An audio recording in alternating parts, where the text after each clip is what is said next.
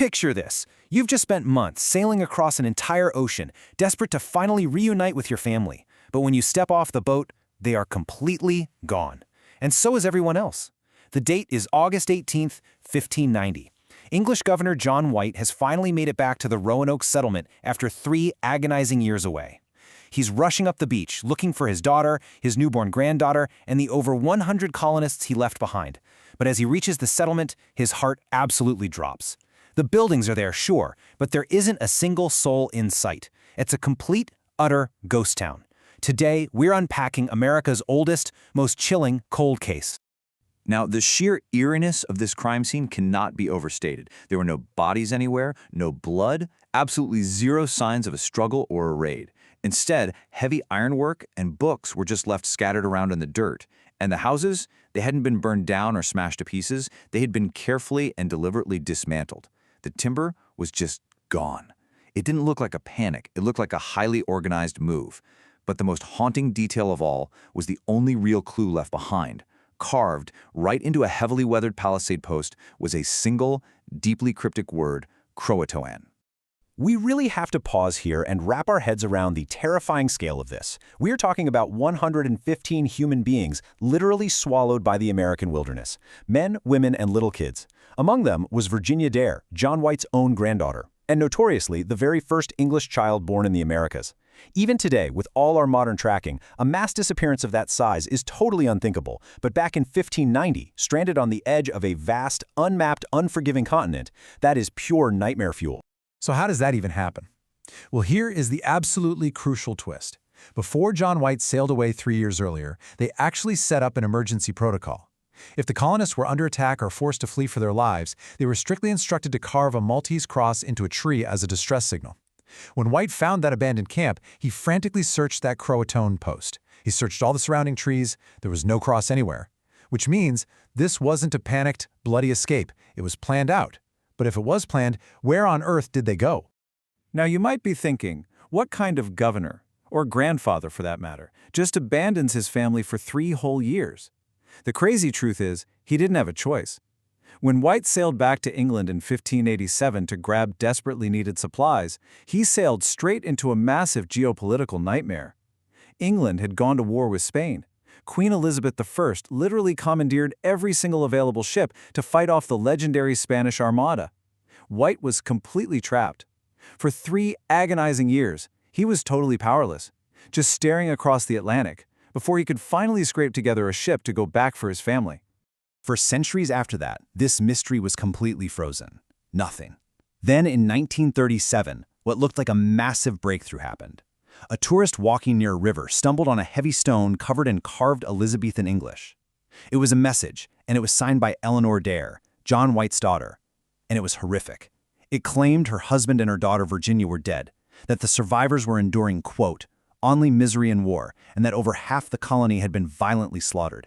Before long, 24 more stones popped up, tracking this incredibly bloody trail of survivors dying off one by one. It was the ultimate historical plot twist.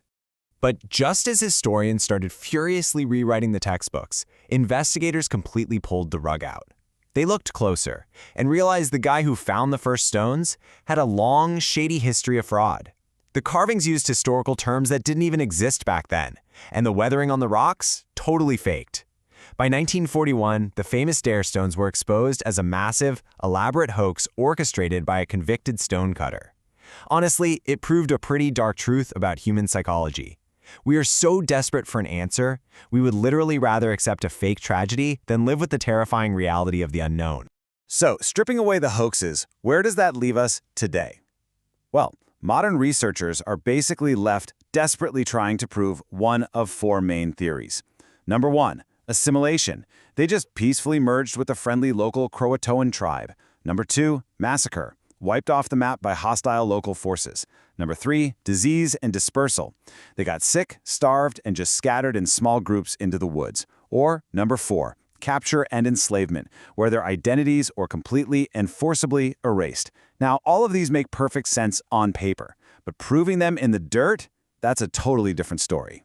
Right now, modern archaeology is locked in this massive tug-of-war between the 2 strongest leads. On the assimilation side, researchers have actually dug up 16th century European artifacts. We're talking sword hilts and copper rings mixed directly into Native American camps on nearby Hatteras Island. That heavily points to a peaceful integration. But then you have the massacre theory. In 1607, the Jamestown colonists claimed the powerful chief Powhatan openly bragged about slaughtering the Roanoke settlers, supposedly even showing off an English musket barrel as a trophy. But here's the glaring problem. A massacre of 115 people leaves the battlefield, and to this day, nobody has found a single shattered bone. And then, modern science stepped in and threw an absolute curveball. Climatologists studying ancient tree rings in the region discovered a jaw-dropping fact. The exact years the colonists were left totally alone, 1587 to 1589, happened to perfectly align with an apocalyptic mega-drought. And not just a dry spell, it was the absolute worst drought that region had seen in 800 years. To put that into perspective, crops would have literally turned to dust the second they sprouted. Rivers would have vanished, so they might not have fled from war at all. They might have just been driven completely mad by mind-numbing starvation. Today, we literally throw every piece of cutting-edge tech we have at this island trying to solve it. Ground-penetrating radar has detected these hidden, buried structures that look a lot like English construction, but we can't fully prove it yet. Climatology proved the devastating drought, but that just gives us the context of their suffering. We've even run advanced DNA tests on modern North Carolina residents looking for any trace of 16th century European markers. But after 400 years of families mixing and migrating, the results are totally inconclusive.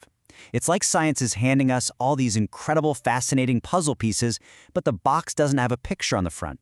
We are still missing the definitive smoking gun. Which brings us to the absolute climax of this entire cold case. The most haunting, totally unavoidable question of all. Where are the bodies? Seriously, think about it. If they starved to death during an 800-year mega-drought, where are their bones? If they were wiped out by foreign European diseases, where are the mass graves? If they were violently slaughtered in a raid, the earth should be packed with their remains. You cannot simply delete 115 human skeletons from the archaeological record, and yet no matter how deep we dig, the dirt of the Outer Banks remains entirely, bafflingly silent. This bizarre silence introduces a really heavy, profound concept, epistemology. Now, don't let the dense academic word lose you. It's basically just the study of the absolute limits of human knowledge. We live in this modern era where we feel like we can just pull out our phones and Google the answer to literally anything in 5 seconds. But Roanoke represents a terrifying brick wall for human history. It reminds us that despite our ground-penetrating radars, our DNA sequencers, and our satellites, the past can remain fundamentally, stubbornly dark. Sometimes the Earth just completely refuses to give up its ghosts. But there is one final, incredibly chilling detail that John White found that day on the beach in 1590. On another tree, near the edge of the abandoned settlement, there was a second carving. It wasn't the full word CROATOAN. It was just 3 letters, C-R-O. It was unfinished. The bark had actually started growing back over the cuts. Someone had started carving their destination, and for whatever reason, a sudden wave of panic, a surprise attack, or an abrupt interruption, they just stopped. It is a literal and metaphorical unfinished sentence, and it leaves us, over 400 years later, staring at an eternal cliffhanger, forever asking, what happened next? So what do you guys think? Drop your best theory in the comments below, and as always, keep questioning the past.